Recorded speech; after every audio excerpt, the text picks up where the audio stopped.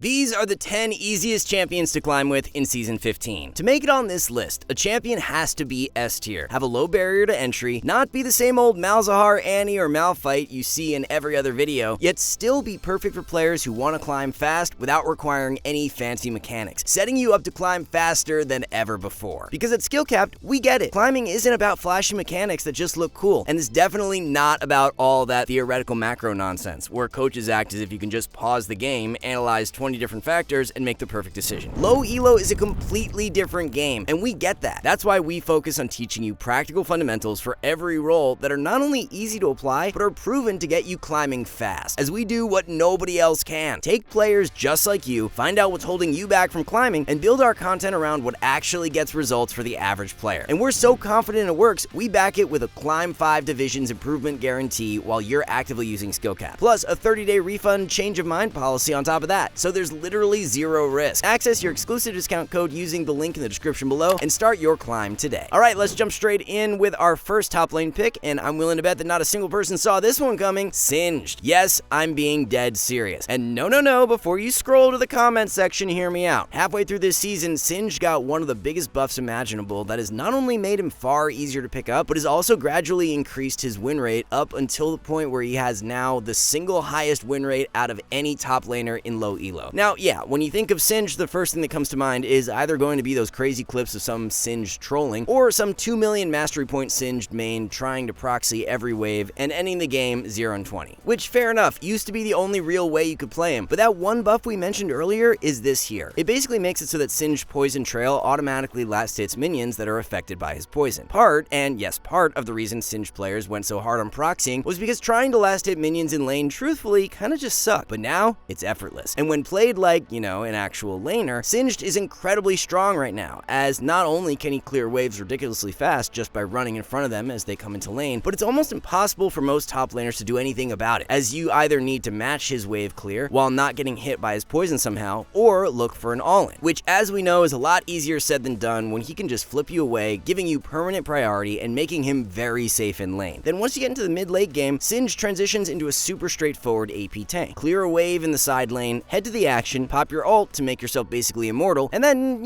kinda just run around doing a ton of damage, slowing everyone, flipping their carries, and being a complete pain to deal with. Simple as that. For items, start Doran's Ring, then work towards Liandry's and Rylai's as your core items, before capping off your build with either Riftmaker for more sustain, or something like Deadman's and Jockshow for a little more survivability. You can even look to pick up Bloodletter's Curse if you have multiple AP threats on your team. For runes, grab this Conqueror page with Nimbus Cloak and Scorch as your secondaries, opting for Flash and Ghost as your summoners. Now, I know how in the intro we said how there's not just going to be the same few champions that are in every list like this one, but not including our next top lane pick with how strong he is right now would be a complete injustice, with the keyword being justice. Garen. For the last 2 patches, he's received 2 noticeable buffs to his E damage, causing him to spin his way up in win rate while being one of the easiest champions to play, period. He excels at literally everything while requiring 0 mechanics. Maxing E enables you to always gain the push advantage and have priority during lane, while trading around the speed increase and silence on your Q makes it nearly impossible for anybody to avoid, let alone trade back. At which point, if they ever do, you can just pop your W and gain a shield and damage reduction. And if by some miracle you ever come out on the losing end of a trade, you can just eventually heal back up from your passive, making him practically impossible to punish during lane. Not to mention, once you hit level 6, you can kill most players in a single rotation by just pressing Q, spinning on them, and then hitting R. For your build, pick up Stride Breaker for your first item, as it allows you to both catch and stay on targets. Then work towards Phantom Dancer as your second item, with Spear of Shojin as your third, making sure to grab Berserker Greaves along the way, as the more attack speed you have, the faster you spin. Capping out the build with items like Infinity Edge for more damage, Deadman's for more survivability, and movement speed, or Sterix to help survive in teamfights. For runes in melee matchups, you'll want this Conqueror page with either Conditioning and Overgrowth for a little bit more survivability, or Axiom Arc and Celerity for a little more catch potential and damage. Whereas against ranged champions, we suggest instead opting for this Phase Rush rune page with Second Wind and Overgrowth. Heading into the jungle now, we've got a champion that's been dominating for a while now, Diana. If you're looking for an easy to pick up AP jungler, you're not going to find anything stronger or easier to play. Diana has one of the fastest and easiest clears to execute, with the only real mechanic being to space out her abilities to maximize her passive for the first few levels, which with a bit of practice can get her cleared down to almost 3 minutes. Her early game dueling potential is surprisingly strong, making her early game and any scuttle contest super favorable. And unlike most junglers, she doesn't really have a clearly defined weakness. Her early game dueling is strong strong, her gank potential is great and easy to execute if you can land your Q, and she scales amazingly. So whether you like to focus more on getting lanes ahead through spam ganking, or like to play for yourself and just power farm, Diana has all the bases covered. Even moving into the late game, Diana is incredibly versatile, as not only is she really able to beat most champions 1v1 in the side lane, she's one of the fastest at taking towers due to her passive. But then in team fights and around objectives, you already know her ult can be a complete game changer if you can land it on multiple enemies or squishy targets. For build, there's a few routes you can take, either opting for Leandries into Riftmaker for some extra health and durability, or what we suggest, and that's rushing Nashor's Tooth into Deathcap, as this just speeds up your clear substantially and gives you a ton of burst in team fights. Opting for items like Zanya's, Riftmaker, Shadow Flame, or even Lichbane to cap out your build depending on what you need. As for runes, grab this Conqueror page with Free Boots and Cosmic Insight as your secondaries. Moving on to your second pick for the easiest jungle champion to climb this patch, we have Jax. Jax is coming off the back of a recent buff to his ultimate, which, with how impactful this was, to nobody's surprise, shot him up in win rate, as one of his main weaknesses prior to this was the fact that once his E was down, he was super vulnerable in team fights. But with all the additional resistances coming from his ult now, he's able to stay in the thick of it for much longer, massively improving his team fight potential. And although Jax hasn't got the fastest clear, with our world record jungle clear courses putting him at 3 minutes and 21 seconds, this still gives you plenty of time to position around Scuttle, where then thanks to his E, he's able to take on pretty much any of the meta AD junglers 1v1 and come out ahead. One of the main reasons we suggest Jax though has to be down to his ganking. Not only does he have really good setup, but it's super easy to execute. As long as you can just get in range for your Q, you can always follow up with a stun from your E, which although is something that typically has a higher skill cap in lane, is more or less just an on-use stun for jungle Jax. But undoubtedly the best part of Jax in the jungle is that exactly like Diana, you're strong at all points in the game, with your late game scaling being especially criminally strong. So again, whether you like to focus more on getting lanes ahead through spam ganking, or like to play for yourself and power farm, Jax is the perfect fit for both. When it comes to team fighting though, Jax is super versatile. You can play more as an engage by trying to jump onto clumped enemies and stunning them with E, or play a little more calculated by hitting what you can and saving your E to avoid some auto attack damage coming your way. Item wise, we suggest rushing Trinity Force as your first item, as this is where Jax truly comes online, as not only does he benefit from every single stat on it, he makes amazing use of the Spellblade effect thanks to his W auto reset. Then from here, work towards Sundered Sky as your 2-item core, which when combined gives you an obscene amount of damage while simultaneously making you deceptively tanky due to all the additional health both of these items provide, especially when you have the resistances from your ultimate active. From here, you will have a choice to make. You can either go Zanya's, which will massively improve your team fighting potential against higher DPS comps, as you can use it as a tool to buy time for your E to come back up, or Sterix, which will be better against more brawler comps, where you just want to stay in the fight for longer. For runes, grab this lethal tempo page with Free Boots and Cosmic Insight as your secondaries. And if you're really looking to take your jungle game to the next level this season, be sure to check out our Bronze to Diamond jungle course, where you can watch the full journey of how we took a brand new jungler and got them from Bronze to Diamond in under 90 days. Coming in as our most recommended mid lane pick of the patch, we have Vex with a huge itemization shift, thanks to pro player Chovy completely changing how she's played. Vex has had a massive problem in recent years, where she was a one-dimensional mid laner who could only try to burst players down in one combo. Problem is, the durability patches over the years made it almost impossible to burst anyone down in one combo unless you were extremely fed. So instead of trying to one-shot, you are now going to a more cooldown reduction focused build by rushing Blackfire Torch, Lucidity Boots into Cosmic Drive. In fights, don't throw yourself at an enemy carry to try and nuke them. With this build, you are just spamming Qs on a 2-second cooldown, playing with your team like a more traditional control mage. The only difference being that you can clean up fights like an Ahri would by getting resets off your ultimate. What makes Vex even more OP in low elo is that she counters the most popular champions in mid during the lane phase and throughout the match. Yasuo, Sylas, LeBlanc, and even Diana, who is S tier right now, all get hard countered by Vex's passive and by her fear. To fully round out your build, here's the runes we recommend. You're maximizing how much ability haste you get in your runes and running Phase Rush instead of Electrocute. This way you can reposition in fights reliably, letting you set up easier multiplayer W fears, or get away from danger by fearing someone and running away immediately. As for the rest of your build, you can round out your items with standard mage items like Deathcap, Crypt Bloom, Zanya's, and Banshees, depending on what you need in the game. Much like Vex, another older mid laner has had a massive resurgence, and it should be no surprise that Morgana is our second most recommended mid to climb easily with. After countless buffs, Morgana's win rate is through the roof, and it's because she has almost zero bad matchups in mid. No matter who you're against, you just drop your W on the wave and push it in, guaranteeing you always have the push advantage. And there's nothing your opponent can do about it, and that's only in bad matchups. Every support knows Morgana is one of the hardest counter picks in the game, shutting down any engaged champion with a single press of her E. Twisted Fate's gold card? Don't care. Lissandra's ult? Yawn. LeBlanc trying to chain me or my carry? Guess I'll press E. So not only do you have one of the most consistent laning phases in the entire game, but Morgana is perfect in the heavy teamfight meta we're currently in. There's always an objective fight going on, which Morgana thrives in thanks to her ultimate being able to lock down multiple enemy members with ease. Not only that, but she is the best mid laner in the game for securing the Void Grubs, as she can literally solo them. Her W's cooldown goes down whenever she hits champions, cannon minions, or big monsters. Since Void Grubs count as 3 big monsters, you can just walk to the pit, clump them up, and W them all down faster than an actual jungler. She has everything going for her in this meta, and if you want free LP, here's the build you should run. Arcane Comet and Scorch give you great poke in lane. Make sure you use your W on the wave and your opponent at the same time. As for your items, you're going for a haste focused build like Vex, so you can spam your Q constantly. Blackfire Torch, haste boots into Horizon Focus is the standard build. You can swap out Horizon Focus for Rylai's instead, as it has a crazy high win rate right now, probably from just annoying your opponents to death. From there, go Zanya so you can ult more reliably in fights, and round out your build with Deathcap and a Bloodletter's Curse as your penetration item. Now for the ADC role, which has one of the strongest champions of the patch, Jinx. Although an immobile marksman like Jinx seems terrible to play at first, her stats don't lie, as she is one of the most dominant champions in the game right now, especially with the recent buffs Riot gave her to make sure pros pick her at Worlds this year. The most important thing to keep in mind playing Jinx is simple. You are a hyper-scaling champion who has a powerful early lane phase. Most ADCs in the early game have to spend a lot of mana to continuously shove minions, giving you the push advantage in lane. But as Jinx, all you have to do is auto-attack to keep your minigun at full stacks, giving you a huge attack speed steroid, letting you shove waves constantly without wasting mana. And if you need the extra pushing power, then a couple of Fishbones auto-attacks is sure to keep the push in your favor, which is way more effective this patch due to the extra 20 auto-attack range Jinx got for free this patch during the early levels. Fishbones is even more OP now, letting you sneak in more autos on the wave to push, or just to randomly auto-attack your opponent in lane for extra harass. Having a solid lane phase thanks to her 2 guns lets you head into the mid game being consistently strong in most matches, and from there, you all know that Jinx just needs a single good team fight to take over the game. But to make sure you do that, here's the build you need to follow. Take a standard ADC rune page, and for your first 2 items, you'll be going the usual Yuntal into Infinity Edge. From there, you got a small choice to make. Most players always go Hurricane on Jinx for the dream of massive splash damage in teamfights, but this is only good versus team comps that like to clump together. So if the enemy team has a lot of melee champions, then Hurricane is fine. Phantom Dancer, however, has a significantly higher win rate and should be your 3rd item in most games. The buff it got to 10% movement speed makes it one of the most overtuned items in the game currently, and even Jinx should prioritize it over Hurricane. Then you wrap up your build with a Last Whisper item into a final utility choice depending on what you need. Our second ADC pick is going to Smolder, who has been sneaking how OP he is for a while now because most players have an outdated misconception about how he's supposed to be played. While Smolder is still a late game power pick, Riot has slowly shifted some of his late game stats more towards the early game. Your strongest spike in the game is still at 225 stacks when your Q full upgrades into an Execute. However, compared to before when Smolder continued to scale like crazy, getting stacks past 225 is not nearly as important as it used to be. So instead of just playing safe and hoping to scale, the best Smolder players have started playing much more aggressively early on, since fighting enemy champions can actually give you more stacks than just AFK farming. This way you reach 225 stacks much faster, letting you take over games reliably. So don't be afraid of taking early fights with your support, as Smolder's trading is about as strong as Misfortune these days. And to make sure you can trade properly, here's the setup you want to run. Smolder does deceptive amounts of damage with Press the Attack, as he can proc it nearly instantly with Auto Q Auto. You should run this whenever you're in a lane where there will be heavy trades, like when you're paired with Leona or Nautilus. However, if you suspect the lane might be a little slower with an Enchanter teammate or something, you can opt for a slightly greedier setup, prioritizing Fleet and Free Boots instead. For items, you will go for full crit, rushing Essence Reaver to fix your mana issues, into Infinity Edge, right into RFC afterwards. Then you round out your build with the Last Whisper item and any sort of utility you think you'll need that game. Last up, let's cover our recommended support picks this patch. 1 carry focus pick and 1 more, let's say, traditional support. Starting with the latter. If you're somebody who plays support because you like, well, supporting, then unless you're already playing Melio, what are you doing? You know that 200 years meme everyone uses to describe champions like Cassante, Aphelios, or Mbessa? Well, Melio is the support equivalent. He does it all, and I mean all. You have insane sustain and trade potential in lane just by applying your E to either yourself or your ADC, which you have 2 charges of, by the way. You have a heal to cover any mistakes, which is AoE, and also gives your allies range. You passively do damage by just existing, as every time you shield or heal people, they'll apply a burn. And you're one of the few enchanters that can reliably disengage with your Q, which unlike some something like Jana Tornado is 100 times easier to hit, making engaged supports much easier to deal with. And if that wasn't enough, your ultimate is close range Soraka ult that also cleanses everybody and gives them tenacity. How you use this is probably the hardest part of Melio as a whole, as it can't be used if you're in a CC yourself. But while this kit is overloaded, playing Melio is actually very easy. Lane phase is simple, either shield your ADC every time they go for a trade, or take matters into your own hands and go for trades yourself every time your shield is up. Save your W for any time you're going for extended trades or all-ins, or if you have to, you can use it just for the sustain. Whereas Q can be used either as a poke tool by either hitting the enemy champions directly, or extending the range by knocking a minion back into them, or saved as a disengage tool to push back enemies looking to either hit or engage on you or your ADC. Mid to late game is a lot of the same. Shield whoever's taking damage, save your W to heal, and apply range to grouped up allies, while aiming to try and position on the outskirts of the fight so that you're ready to either move in to use your R as a heal, or as a tool to cleanse important CC from your allies. For the build, upgrade your support item to Dreammaker, and then rush Echoes of Helia, which especially on Melio has insane synergy with his kit. As if you're auto-attacking while his W is down, you're going to constantly be building and spending stacks. After Echoes, you have a choice. Moonstone is great overall, whereas Ardent can be great second for giving your ADC a little extra damage. Either way, you'll build both anyway. Capping out your build with either Dawn Core for more healing and shielding, or Shirelias if you think the extra movement speed is useful. While Mikhail's can always be a great situational pickup against heavy CC comps. Rune page is pretty simple. Go for this Airy page with Resolve as your secondary, picking up Revitalize for the additional shield and heal power, and Bone Plating to help you survive all-ins. But if you're looking to take matters into your own hands, look no further than Brand. And yeah, I know what you're thinking. Brand has 2 skill shots. How easy can he be? Well, it's all to do with how you build him. First of all, many Brand players make the mistake of rushing Liandry's, when instead you should be rushing Rylai's. This not only has a much higher win rate, but makes him substantially easier to play, as by just hitting your opponent with a single ability, you basically perma-slow them thanks to his passive. And that's not all. The second adaptation you'll want to be making is rather than picking up Zazax, which has been nerfed so many times to the point it barely does any damage, you should instead opt for Solstice Slay. This will not only make you far more durable, but when built alongside Rylai's, will give both yourself and an ally a decent heal and movement speed every 30 seconds. For lane phase on Brand, you want to constantly be looking to poke your opponents. Ideally, if you can, landing your W, which you can either time as they set up for a last hit, or if possible, lead with your E and then look for a Q to stun, which will enable you to land your W. If you manage to hit all 3 abilities, you'll proc your passive effect and deal even more damage. One free way to get a ton of poke though is to simply W or Q a minion, and then hit E on it, as this will spread your passive burn in wide radius. Why Brand is so strong in bot lane though is all due to his ultimate, as with 2 players down there, it has a much higher chance of bouncing if used when there's no minions around. Mid to late game, with a few items under his belt, Brand transitions into a huge damage threat, where his passive burn and constant slows makes him stupidly annoying to deal with, especially if you can get a good ult bouncing. For his build, like we said, upgrade your support item to Solstice Slay, and then rush Rylai's into Liandry's, and then either Blackfire Torch for more damage if you're ahead, or Void Staff if they're stacking MR. Picking up an Oblivion Orb and sitting on it can also be very valuable if the enemy team has any sort of healing. Capping off your build with either Shadow Flame or Zhonya's, with our suggested runes being this Comet page with Cut Down and Presence of Mind as your secondaries. And there you have it, the 10 easiest champs to climb this season. If you're looking for more information on how to play any of the champions or builds featured in this guide, be sure to check out our Smurf commentaries page, where our challenger coaches walk you through every stage of the game step by step. And that's on top of our full library of expertly curated courses designed for players of all skill levels. Whether you're a beginner or a seasoned veteran, we have everything you need to climb this season, which you can gain access to right now by using the exclusive discount code in the description below. Thank you all so much for watching, good luck with your rank climbs, and we'll see you in the next one.